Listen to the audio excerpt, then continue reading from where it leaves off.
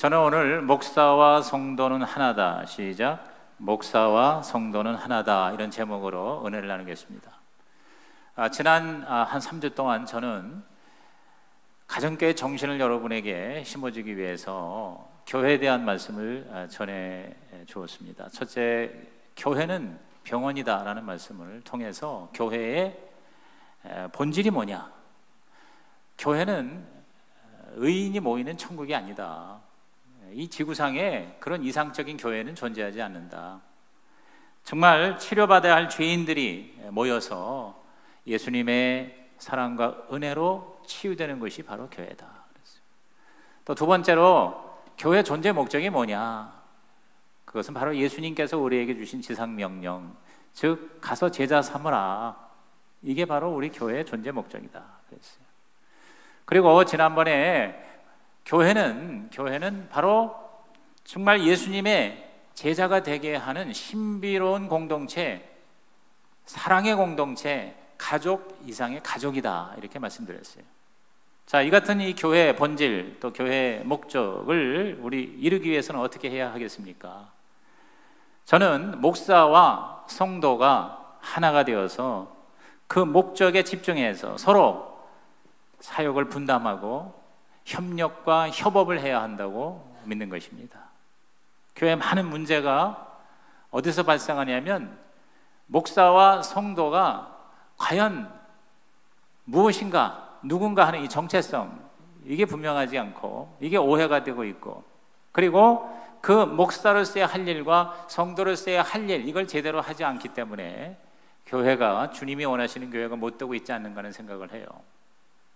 그래서 우선 첫째로, 하나님께서 이 교회에 목사를 세우신 것은 바로 성도들을 온전케 하라 하는 지도자로 세우신 것이에요. 그래서 목사는 지도자로 부름받았다, 시작. 목사는 지도자로 부름받았다 그랬어요. 우리 보통 평신도라고 그러는데, 사실 평신도는 성경적인 얘기는 아니에요. 성경에 평신도라는 말은 없어요. 성도라는 말은 있어도 평신도라는 말은 없어요. 이 평신도라는 말을 사전에서 찾아오면 이렇게 되어 있어요. 교직을 가지지 않은 일반 신자. 교직을 가지지 않은 일반 신자. 교직이라는 게 뭐예요? 바로 목회죠, 목회. 미니스터리, 영어로 말하면 미니스터리. 그러니까 평신도 하면 어떠한 이미지가 떠오릅니까? 목회하지 않고 그냥 교회 출석하고 교회 와서 예배드리고, 그리고 조금 봉사하고, 그리고 헌금하는, 11조 하는 이런 사람이 바로 평신도다, 교인이다, 이렇게 우리가 이미지가 들어오기가 쉽잖아요. 근데 사실 이것은 성경적이지 않다는 거죠. 성경에서 말하는 이 목사, 성경에서 말하는 이 성도가 어떤 관계인가? 오늘 여기 에베소서 4장 11절에 하나님께서 교회를 이끌어가기 위한 리더십으로 5가지 하나님의 부르심이 있어요. 여러분, 그 군대에 병과가 있죠, 병과. 제 그 늦둥이 아들이 이제 공군에 들어가가지고 면회도 가고, 그러니까 군에 있다 보니까 엄마 아빠가 생각이 많이 나는지 이제 만나면 얘기를 많이 해요. 그래서 우리 아내가 잃어버렸던 내 아들을 찾았다 그러더라고요. 친구만 좋아하고 아빠 엄마하고 얘기 별로 안 하는데, 이제 면회 가면은 한 1시간 내내 아주 얘기를 잘해요. 여러 가지 군대 얘기를 많이 해, 그 안에서. 그래서 이제 저희들이 아주 상세하게 듣습니다. 각각 그 전쟁을 준비하기 위한 군대의 병과마다 그 전문적인 인력 배치를 하잖아요. 근데 교회도 마찬가지. 하나님께서 영적인 군대예요, 교회가. 영적 전쟁을 치르기 위해서 하나님께서 그 각 영역에다가 리더를 세우신 거예요. 그게 바로 에베소서 4장 11절입니다. 우리 다 같이 큰 소리로 시작. 그가 어떤 사람은 사도로, 어떤 사람은 선지자로, 어떤 사람은 복음 전하는 자로, 어떤 사람은 목사와 교사로 삼으셨으니. 자, 여기 보면 5가지 그 직책이 나오잖아요. 사도가 뭐예요? 사도는 말 그대로 보냄을 받은 자예요. 하나님이 파송을 하신 거예요. 아직 복음이 전파되지 않은 곳에 보내서 거기서 복음을 전해서 교회를 세우는 거예요.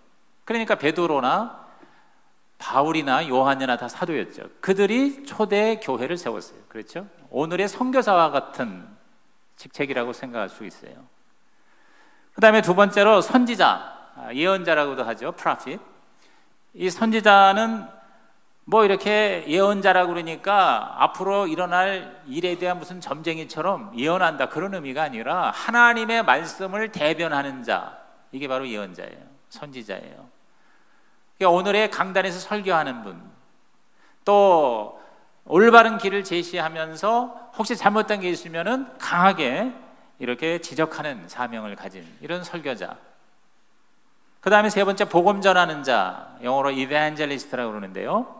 유앙겔리온, 이벤젤리즘에서 나온 말이거든요. 이게 말 그대로 복음을 안 믿는 자에게 집중적으로 전하는 그러한 리더십이죠. 오늘 말하면은 부흥 전도자라고 해야 될까요? 빌리 그레이엄 목사님 같은 분 있잖아요. 얼마 전에 천국 가셨습니다만 빌리 그레이엄 목사님의 설교를 들으면요, 너무 당연한 말씀을 하셔서 별로 그렇게 재미가 없어요.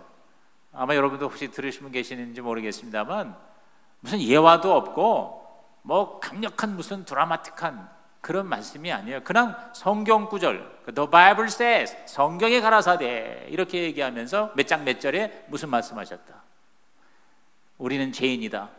몇 장 몇 절에 그 죄를 예수님이 짊어지셨다. 뭐 이러면서 아주 직방으로 복음을 전해요. 그런데 놀라운 사실은 그 메시지를 듣고 수많은 사람이 예수님을 영접하잖아요. 막 그냥 구름대처럼 사람들이 주님을 만나러 앞으로 나오잖아요. 그래서 빌리 그레이엄 목사님 때문에 복음 들은 사람이 수억이 되고요, 확실하게 예수 그리스도를 구주로 영접한 사람이 1000만 명이 넘는다고 그러잖아요. 하나님께서 그렇게 부르신 거예요. 복음 전하는 자, 이벤젤리스트로. 그 다음에 목사와 교사 그랬어요. 그래서 이것은 두 사람을 의미하기도 하고 아니면 목사, 교사 합해서 한 사람이다. 그래서 후자로도 많이 해석을 합니다만 이것은 바로 말씀을 잘 가르쳐서 성도들을 예수님의 제자로 양육하는 오늘날의 담임 목사와 같은 리더십이죠. 이런 이 리더십을 통틀어서 우리는 목사라는 리더십이라고 하는 겁니다. 이들의 특징은 뭡니까? 말씀 사역이에요. 하나님의 말씀을 맡은 자죠. 그렇죠? 사도부터 시작해서 교사까지. 그리고 또 특징이 뭡니까? 전문성을 가진 리더들이죠. 그렇죠? 신학교 교육을 받고 교단의 안수를 받아요. 그래서 흔히 말하는 프로페셔널 미니스터라고 그러는 거예요. 전문적인 사역자라 그렇게 얘기를 합니다. 그러면 이러한 하나님이 세우신 목사, 즉 지도자들의 사명이 뭐냐? 그게 바로 12절에 나와 있어요. 여러분 오늘 설교의 제일 중요한 말씀이 에베소서 4장 12절입니다. 다 같이 시작. 이는 성도를 온전하게 하여 봉사의 일을 하게 하며 그리스도의 몸을 세우려 하심이라. 자, 이는이라는 게 뭐예요? 앞에 이렇게 5가지 리더십을 세우신 이유는, 목적은 성도를 온전하게 하여, 시작, 성도를 온전하게 해요. 다시 크게, 성도를 온전하게 하여, 시작, 성도를 온전하게 하여 그랬어요. 자, 성도는 여러분이잖아요. 자, 목사 아닌 성도들을 온전하게 한다 그랬어요. 온전하게 한다는 말은 뭐냐면 준비시킨다는 뜻이에요. 영어 성경에는 prepare 혹은 equip라는 말을 해요. equipping the saint, 즉 성도를 equipping이라는 말이 뭐냐면 무장시킨다, 구비시킨다 하는 말입니다. 즉 성도를 잘 이렇게 준비시켜서 온전케 해서 그 다음에 봉사일을 하게 하고 그리스도의 몸을 세우려 하심이라 그랬어요. 봉사일을 하게 한다.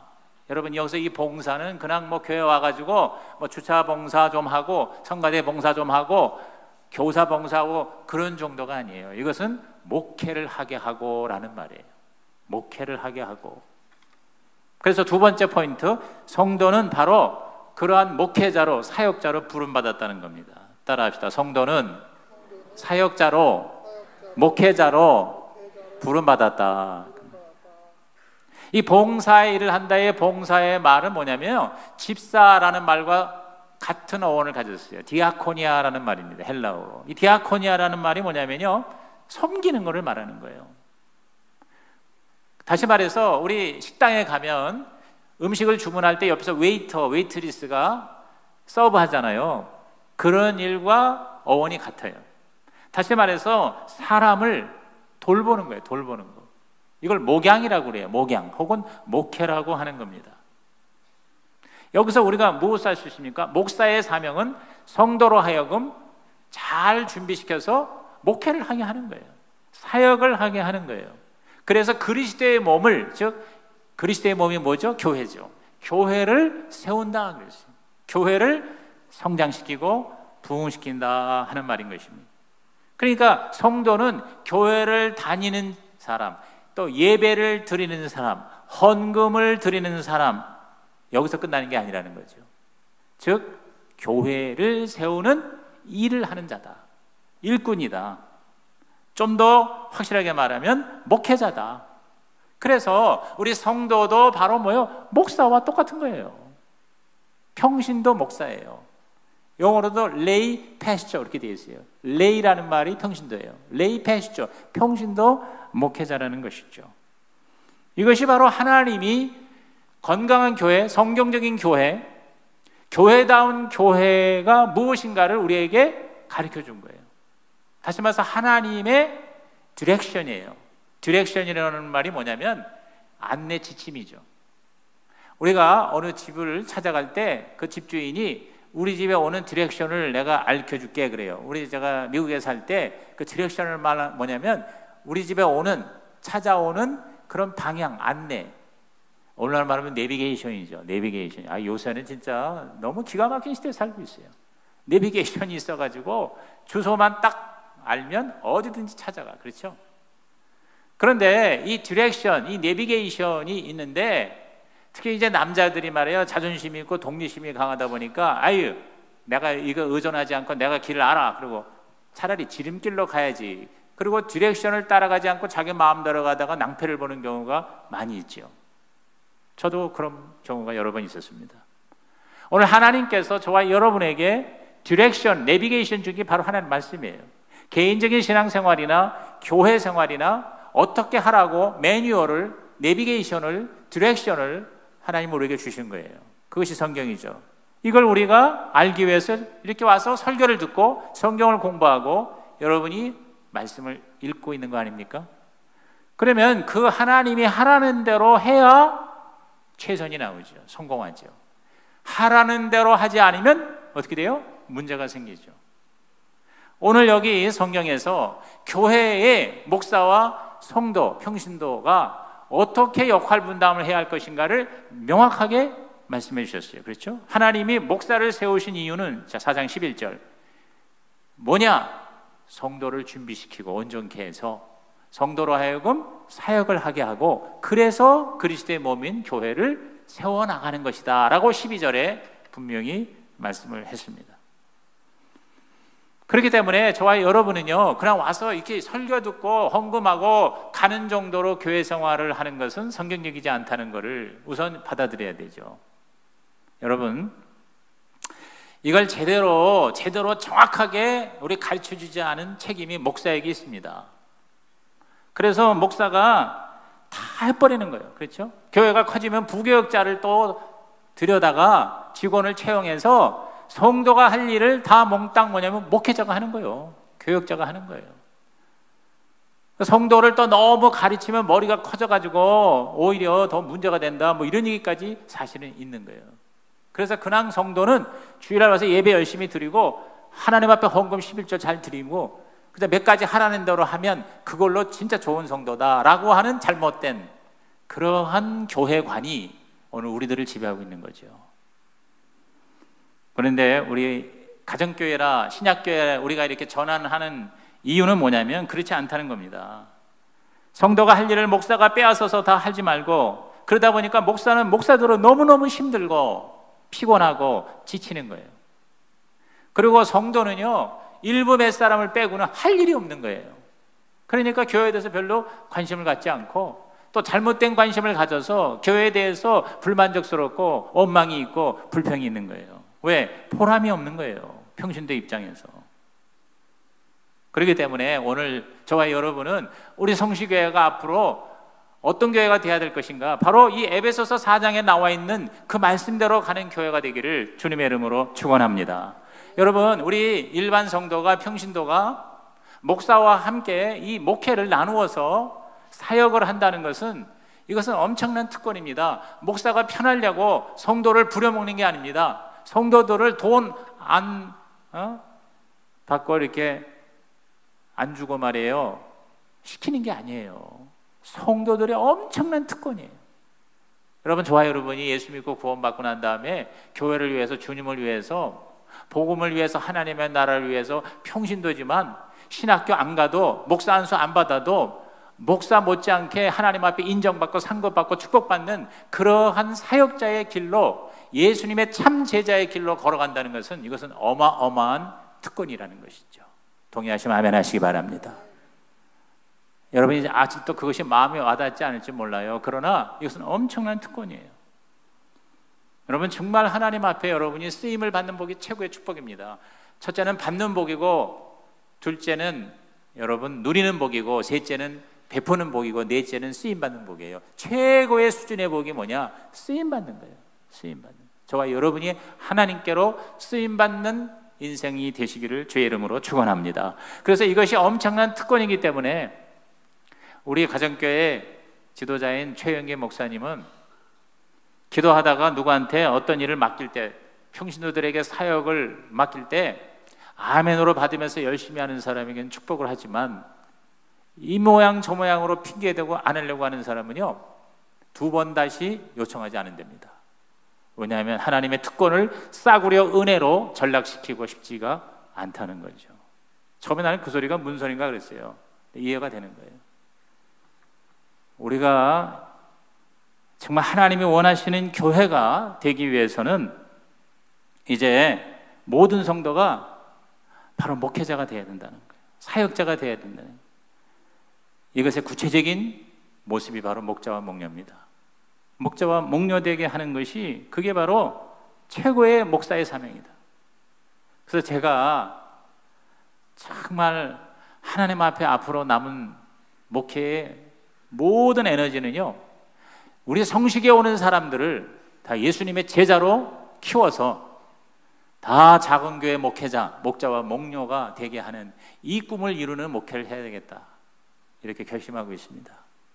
여러분도 이 꿈이 여러분의 꿈이 되기를 주님의 이름으로 축복합니다. 그럴 때 온전해진다는 거예요. 여러분, 그러한 삶을 살 때에 바로 진짜 예수님의 제자가 되고 예수님과 함께 하나님의 상급을 누리게 된다는 거예요. 그게 바로 13절부터 15절입니다. 자, 13절부터 15절 다 같이 시작. 우리가 다 하나님의 아들을 믿는 것과 아는 일에 하나가 되어 온전한 사람을 이루어 그리스도의 장성한 분량이 충만한 데까지 이르리니, 이는 우리가 이제부터 어린아이가 되지 아니하여 사람의 속임수와 간사한 유혹에 빠져 온갖 교훈의 풍조에 밀려 요동하지 않게 하려 함이라. 오직 사랑 안에서 참된 것을 하여 범사에 그에게까지 자랄지라. 그는 머리니 곧 그리스도라. 참 기가 막힌 말씀 아닙니까? 저와 여러분이 예수 믿고 구원받은 다음에 어떻게 살아야 할 것인가가 분명한 목적과 방향이 여기 나와 있어요. 하나님의 아들, 즉 예수님을 믿는 것과 아는 것에 하나가 된다 그랬어요. 주여 믿습니다 하고 그냥 무턱대고 무식하게 믿으러 가면 하는 맹목적인 믿음이 아니에요. 제대로 알아야 돼요. 정말 주님과 연합돼서, 이 안다는, 이 야다라는 말이 뭐냐면요, 남자와 여자가 부부가 돼서 한 몸이 될 때 안다 하는 말이 있어요. 내가 여자를 안다, 여자와 함께 잠을 자는 거예요. 그만큼 예수님하고 하나가 되는 거예요. 그리고 그 예수님을 믿고 온전한 사람이 되어 그리스도의 장성한 분량이 충만하다. Fullness of Christ. 그리스도의 충만함. 시작. 그리스도의 충만함이에요. 예수님으로 충만한 사람이 되는 거, 여러분 이것이 얼마나 기가 막힌 은혜입니까? 그냥 교회 와가지고 무슨 직분을 얻고 여러분이 권사, 집사, 장로 되는 거 희망을 가지세요. 그러나 그 자체가 주는 의미는 별로 없습니다. 정말 우리 하나님의 나라를 위해서 쓰임을 받는 집사가 돼도 집사가 돼야 되고, 권사가 돼도 권사가 되고, 장로도 장로가 돼야지 그냥 이름만, 호칭만 장로, 권사, 집사, 여러분 그게 무슨 의미가 있습니까? 오히려 나중에 하나님 앞에 상급을 받기는커녕 하나님으로부터 책임 추궁당할 일이에요. 직분에 대해서 내가 아무것도 안 하면. 그렇지 않습니까? 제가 지난주에 제가 지방의 회장을 할 때에 창립한 교회가 2년 만에 교회를 입당을 했어요. 위례 신도시에 얼마나 상가가 비싼지 몰라. 근데 그 한 200여 평을 그거를 교회로 꾸며가지고 인테리어 다 하는데 순수하게 7억이 들었는데, 거기 개척을 시작한 장로 한 분이 자기 집을 팔았더라고. 자기 그 빌라를 팔아가지고 전액 다 그 교회를 건축한 데 썼더라고요. 그 뭐 개척교회가 아니더라고. 얼마나 멋있게 했는지. 그래서 내가 이야, 지금도 이런 장로가 있구나 하는 생각을 해요. 근데 여러분, 그런 장로의 사역을 하려면은 웬만한 사람 못 하는 거예요. 어쩌다가 한 명이에요. 요새 그런 직분 받았다고 그렇게 집까지 팔면 사는 사람은 눈에 씻고 봐도 찾을 수가 없습니다. 그러면 다들 그런 아주 희귀한 한두 사람만 주님의 일에 동참하고 나머지는 그냥 이렇게 구경만 하느냐? 그렇지 않다는 거예요. 그리고 그런 어떤 직분을 맡는 것이 여러분의 목표가 되지 마세요. 여러분은 예수님을 닮아가고 예수님으로 충만하고 정말 주님처럼 살고 주님의 성품을 닮아가고 주님처럼 일하다가 가는 자가 되기를 주님의 이름으로 축원합니다. 근데 그 장로님은 정말 제대로 된 장로더라고. 밥 먹는데 자기가 스스로 자아 비판하더라고. 요새 장로라고 하면서 얘기를 하면서 자기는 그런 장로 안 되겠습니다. 목회자를 힘들게 하고 목회자에 대해서 어게인스트 하는 자가 아니라, 저는 철저하게 그 담임 목사가 여자 목사예요. 내가 비록 여자지만 내가 정말 이분을 섬겨서 이 교회를 건강한 교회로 삼고 싶습니다. 그런 식으로 자기 고백을 자아 비판을 하시더라고. 근데 여러분, 우리 모두가 다 이러한 하나님의 참된 사역자와 제자가 될 수 있어야 되고 또 되어야만 하는 것입니다. 오늘 저와 여러분이요, 정말 나중에 하늘나라 하나님 앞에 설 때 너 뭐 하다 왔냐? 그럴 때 교회만 다니다 왔습니다. 여러분, 이러지 않길 바라요. 저는 하나님이 나에게 맡겨주신 이러한 사역을 감당하다 왔습니다. 예수님처럼 살려고 최선을 다하다가 왔습니다. 이렇게 하나님 앞에 여러분이 고백할 수 있고, 그래서 하나님께 상급받는 여러분 되시기를 주님의 이름으로 축원합니다. 축원합니다. 그렇게 천국 가가지고 하나님 앞에 인정받는 것과 함께 이 땅에 사는 동안에도 보람이 있어야 될 거 아니에요. 가치가 있어야 될 거 아니에요. 의미가 있어야 될 거 아니에요. 오늘 많은 교회의 성도들이 불만족스러워요. 자꾸 교회를 옮기는 거예요. 이 교회는 이런 문제가 있고 저 교회는 저런 어려움이 있어서 내가 맞지를 않는다고 자꾸 옮겨 다니는 겁니다. 그 왜 그러냐면 자기 보람을 못 찾는 거예요. 이 교회를 위해서 하나님이 나에게 맡기신 미션을 알지 못하는 거예요. 그러니까 그냥 심심하니까 판단하기만 하게 된다는 것이죠. 여러분, 저는 최근에 조던 피터슨 하버드 대학교 교수의 베스트셀러 인생의 12가지 법칙이라는 책을 읽었어요. 여러분, 정말 이 책은 읽을 만해요. 우리 특히 자녀들에게 한 권 사서 읽으라고 권할 만한 책입니다.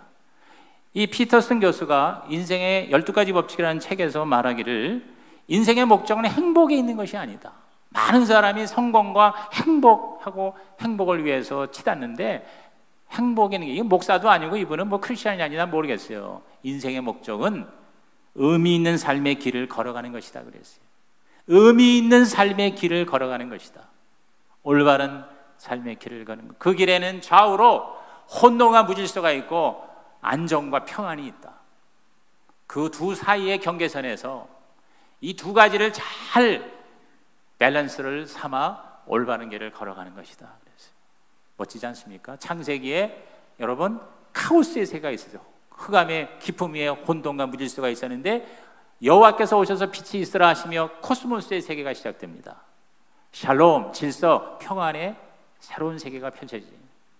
오늘 저와 여러분의 삶이 굴곡이 있지만 그 가운데에서 진짜 가치 있고 의미 있고 보람 있는 올바른 삶의 길을 걸어가는 예수 그리스도의 제자가 되기를 주님의 이름으로 축원합니다. 이러한 삶을 살기 위해서 우리가 가정교회 하겠다는 거예요. 그러므로 여러분이 성도가 목사를 도와주는 전통적인 교회 구조가 아니라 목사가 성도를 도와주는 거예요. 여러분이 정말 주님의 제자요 사역자가 되도록 목사는 도와주는 거예요. 여러분이 주연이에요. 여러분이 주역이 돼야 된다는 거죠. 여러분, 목장해라, 목자목녀하라 하는 것이 목사를 도와라, 교회를 도와라가 아니라 바로 여러분 자신을 위해서 정말 낭비하지 않고 값진 삶을 살아가도록 하나님이 저와 여러분 시키시는 일이라는 걸 깨닫기를 주의 이름으로 축원합니다. 여러분, 저는요 굉장히 희망적입니다. 지난 1년 동안 살펴볼 때 제대로 목장을 섬기는 사람들이 달라지고 있어요. 변화되고 있어요. 가정이 변화되고, 어제도 우리 드림 목장에 어린이 목자가 올린 거를 우리 목자들을 보셨죠? 정말 어떻게 4학년 아이가, 어린이 목자가 이렇게 생각하고 이렇게 준비할 수 있을까? 약간 감탄을 하는 거예요. 여러분, 목장의 아름다운 역사입니다. 목장을 잘할 때 우리의 자녀들이 미래 세대의 하나님의 진정한 제자가 될 수가 있고 하나님의 영광의 주인공이 될 수가 있어요.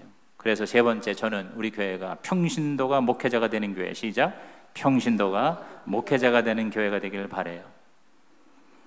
모든 사람이, 교회는 한 사람 한 사람이 공동체, 예수님의 몸, 이 교회에 아주 유익한, 정말 가치 있는 지체가 되라는 거죠. 자, 마지막 말씀 16절을 우리 다 같이 읽습니다. 시작. 그에게서 온몸이 각 마디를 통하여 도움을 받음으로 연결되고 결합되어 각 지체의 분량대로 역사하여 그 몸을 자라게 하며 사랑 안에서 스스로 세우느니라. 이 말씀은 사실 굉장히 이해하기가 좀 마음에 와닿기가 어려운 그런 말씀인 것 같아요. 그런데 여기서 우리가 분명한 세 가지 단어가 있어요. 온몸이라는 단어와 각 마디라는 단어와 각 지체라는 말입니다. 영어 성경에 보니까 all body, 온몸, every part, 각 마디라고 했어요. 그 다음에 each member 그랬어요. 각 지체라고 했어요. 이게 무슨 얘기입니까? 한 사람도 빠짐없이, 그 사람이 잘났든 못났든 모든 사람이, 각 사람이 다 뭐냐? 몸을 위한, 공동체를 위한, 교회를 위한 아름다운 지체가 되라는 거예요. 그래서 서로 연결되라는 거예요. 그게 바로 진정한 유기체로서의 건강한 교회라는 거죠. 이러한 교회가 되기 위해서는요, 전통적인 구조의 교회로는 불가능해요. 대개 일반적으로 성도들의 20% 미만만이 교회에서 봉사합니다. 나머지 80%는 예배만 드려요. 예배만. 주일날 와서 예배 드리고 그리고 갑니다.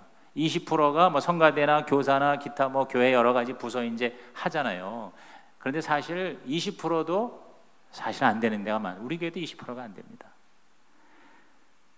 그래서 700명 모이는 어느 교회를 조사해 봤더니 주일날 와서 교회에서 일할 수 있는, 하여튼 있는 대로 다 뽑아봤더니 150개래. 150개. 뭐 하다못해 저 천장에 등 하나 바꾸는 것까지 다 계산해 봤더니 150개 이상은 찾을 수가 없어. 그럼 나머지 550명은 어떻게 하란 말이냐 이거예요. 550명은 일을 하려도 할 게 없어요. 그러다 보니까 대부분의 교회가 뭐냐면 주일날 성소하고, 즉 주일날 예배 빠지지 않고, 그리고 11조만 드려도 대단한 교인이 되고 있어요. 지금 오늘 우리 시대에는요, 주일날 안 빠지고, 뭐 주일날에 여행 안 가고 놀러 안 가고 그저 철저하게 주일 지키면 이야 대단하다. 뭐 직분자들도 많이 빠지니까 요새. 그리고 11조만 온전히 드려도 대단한 신자로 지금 평가가 되고 있습니다. 근데 여러분, 이것은 교회의 비극이라는 거예요. 왜? 대부분이 실업자예요. 영적으로 실업자가 되고 있다는 거예요. 이건 성도에게 치명적이라는 거죠. 이 해결책이 뭡니까? 바로 가정교회로 나누는 거예요. 목장으로 나누는 거예요.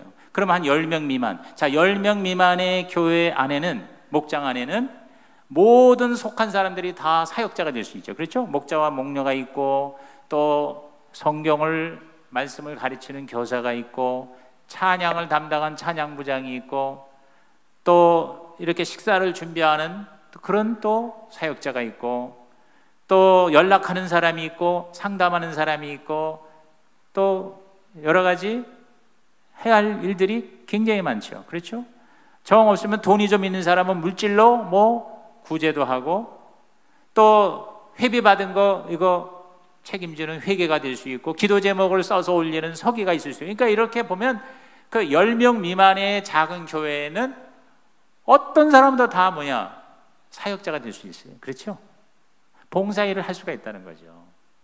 그렇지 않고 그냥 교회로만 얘기한다면요, 하지도 않는 사람이 많지만 하고 싶어도 기회가 없을 수가 있다는 거죠.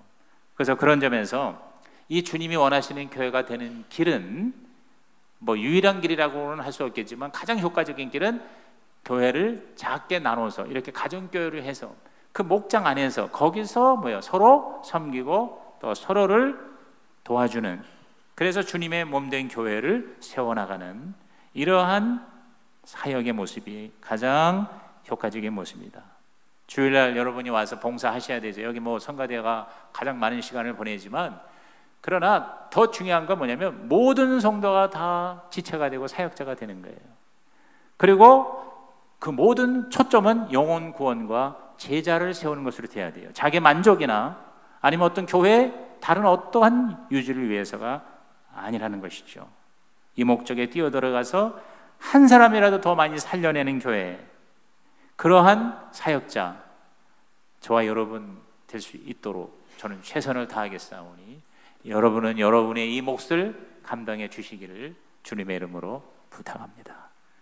우리 주보의 목장 공과 결론을 우리 다 같이 큰 소리로 읽어보고 말씀을 마치겠습니다. 우리의 목표는 주님이 원하시는 성경적인 교회가 되는 것이다. 이 교회를 위해서 하나님은 목사라는 지도자와 성도라는 사역자를 허락하셨다. 목사의 사명은 성도를 사역자로 준비시키는 것이고 성도의 사명은 주어진 사역을 충성되게 감당하는 것이다. 교회의 목회는 평신도가 하는 것이다. 그럴 때 개인적으로 주님을 닮아가고 교회적으로 주님의 장성한 분량에 이르는 최고의 복을 받는 것이다.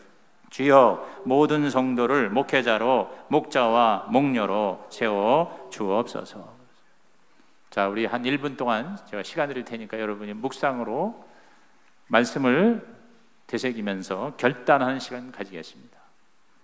주보의 박스에다가 한 문장이라도 쓰시고 또 기도 그리고 결단 헌신할 거를 마음에 정리를 해보시기 바랍니다.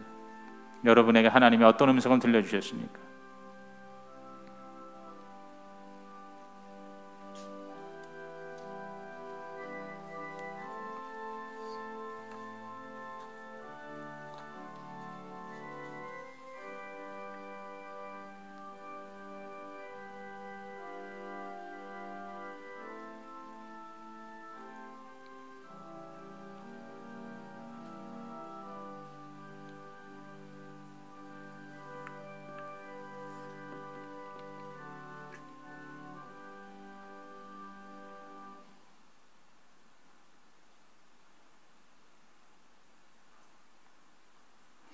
하나님이 여러분에게 주시는 음성이 여러분을 하여금 결단하고 결심하게 했으면 좋겠어요.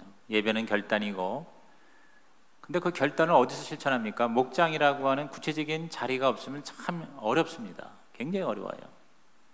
그냥 한 주 동안 설교 그냥 다 까먹고 자기 마음대로 살다가 또다시 다음 주에 올 확률이 많아요. 그런데 목장에 가면요, 여러분의 결단을 실천할 수가 있잖아요. 사역할 수가 있고 사랑할 수가 있고 거기서 주님 앞에 교제할 수가 있습니다. 우리 그러한 마음으로 결심으로 우리 주님이여 이 손을 꼭 잡고 가소서 우리 찬양 기도하는 마음으로 부르시겠습니다.